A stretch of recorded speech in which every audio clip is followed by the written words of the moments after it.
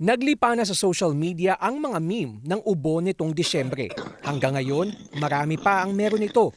Tinuturing itong trangkaso na mas laganap tuwing tag-ulan o kapag malamig ang panahon.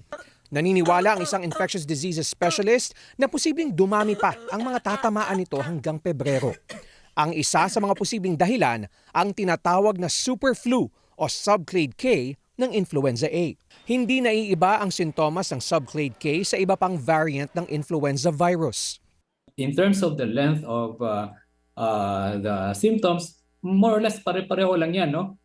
Ganun naman talaga ang influenza. Sometimes it can last more than 10 days, even up to 2 weeks, no? Especially for those who will not resting, who still are going out and are still working, there you are always prone to relapse. Ayon sa World Health Organization, sa loob ng 6 na buwan, naitala na ang subclade K sa higit 30 bansa, kabilang na ang Pilipinas. Sa 283 na kaso ng influenza A mula Enero hanggang Oktubre 2025 na isinailalim sa sequencing sa bansa, mahigit 50 ang AH3N2.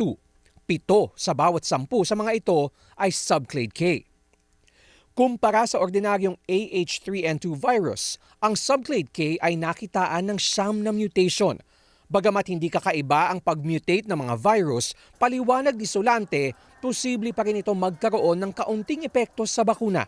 Most countries now globally are seeing a lot of these patients admitted because of the subclade K, and yung iba pang bansa mas maaga ang pagtaas ng mga influenza-like illnesses nila, no?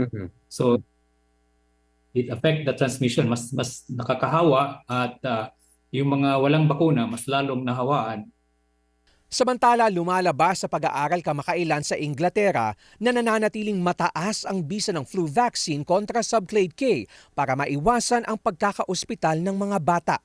Bahagyang mas mababa naman ang effectiveness nito para maiwasan ang pagkakaospital ng mga edad 18 pataas. Kaya mahalaga pa rin talaga ang taunang pagpapabakuna kontra influenza.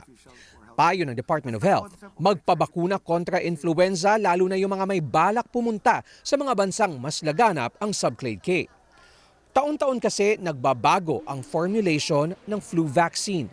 The warning I will give is for Filipinos that will travel to the temperate countries, that will go to North America, to the UK. If you're going there, be knowledgeable that there is a spread of super flu in that area. Maybe get the northern hemisphere vaccine, not the southern hemisphere shot.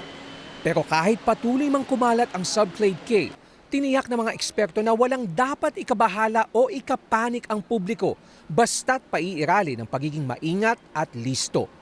Kabilang narito ang pagsusuot ng face mask kung may iniinda o di kaya'y pupunta sa labis na matataong lugar sa panahon na uso ang sakit. Rafael Bossano, ABS-CBN News.